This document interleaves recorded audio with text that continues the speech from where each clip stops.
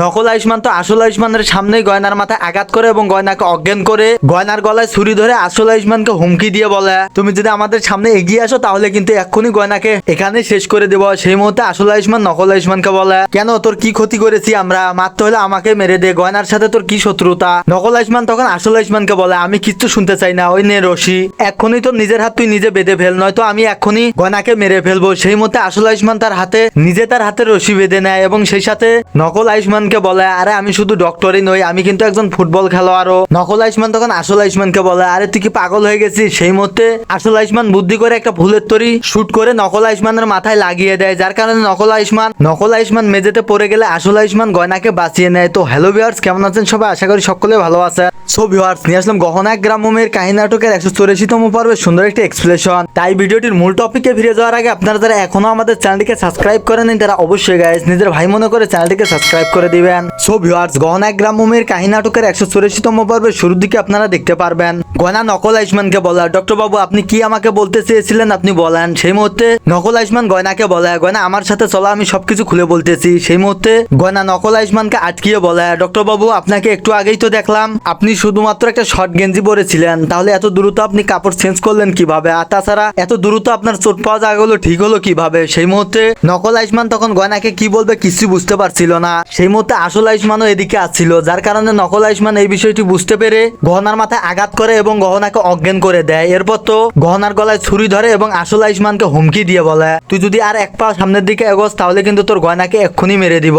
আসল আয়ুষ্মান তখন নকল আয়ুষ্মানকে বলে, কিন্তু কেন, আমরা তোর কি ক্ষতি করেছি, আর মারতে হলে আমাকে মেরে দে, কিন্তু গয়নারে মারতে চাস কেন, মারতে হলে আমাকে মেরে দে। সেই মুহূর্তে নকল আয়ুষ্মান রেগে যায় এবং আসল আয়ুষ্মানকে বলে, আমি অত কথা শুনতে চাই না, তুই এক্ষুনি ওই রশিটা নিয়ে নিজের হাত নিজে বেঁধে ফেল, নয়তো এক্ষুনি তোর গয়নাকে মেরে ফেলবো। সেই মুহূর্তে আসল আয়ুষ্মান বাধ্য হয়ে তার নিজের হাত নিজে বেঁধে ফেলে এবং সেই মুহূর্তে আসল আয়ুষ্মান একটা ফুলের তোড়া দেখে নকল আয়ুষ্মানকে বলে, আরে তুমি আমাকে শুধুমাত্র একটা ডক্টর ভাবলে ভুল করবে, আমি কিন্তু একজন বড় ফুটবলারও। নকল আয়ুষ্মান তখন এসব শুনে আসল আয়ুষ্মানকে বলে, আরে তোমার কি মাথা নষ্ট হয়ে গেছে, কি এসব আবল তাবল কথা বলতেছো। সেই মুহূর্তে আসল আয়ুষ্মান ফুলের তোড়ায় শুট করে নকল আয়ুষ্মানের মাথায় লাগায়, যার কারণে নকল আয়ুষ্মান মেঝেতে পড়ে গিয়ে অজ্ঞান হয়ে যায়। আর এদিকে গয়না মেঝেতে পড়ে যেতেই ধরবে, সেই মুহূর্তে আসল আয়ুষ্মান গয়নাকে ধরে এবং সেই সাথে গয়নার হুঁশ ফেরানোর চেষ্টা করে। এরপর তো আসল আয়ুষ্মান নকল আয়ুষ্মানকে মেরে ফেলতেই যাবে, সেই মুহূর্তে আলিয়া এসে আসল আয়ুষ্মানের মাথায় আঘাত করে এবং আসল আয়ুষ্মানকে অজ্ঞান করে মেঝেতে ফেলে দেয়। এরপর আলিয়া নকল আয়ুষ্মান রাজকে বলে, রাজ তুমি ঠিক আছে তো, আমি যদি সঠিক সময় না আসতাম তাহলে তো তোমাকে এক্ষুনি আসল আয়ুষ্মান মেরে ফেলতো,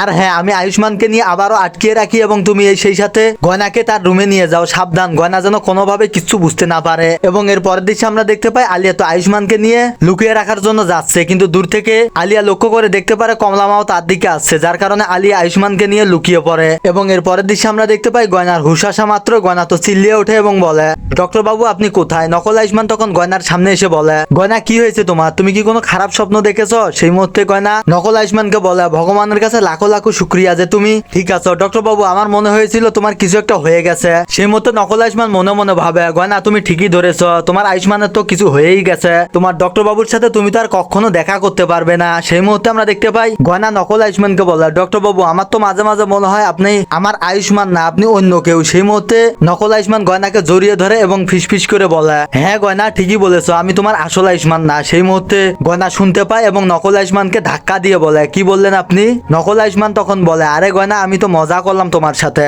আর তাছাড়া এতদিন তোমার সাথে যে খারাপ ব্যবহার করেছি তাতে তো আমাকে আসল আয়ুষ্মান মনে না করাটাই স্বাভাবিক, আমি এখন থেকে তোমার সাথে আর কোনো খারাপ ব্যবহার করব না, এখন তোমাকে অনেক ভালোবাসবো।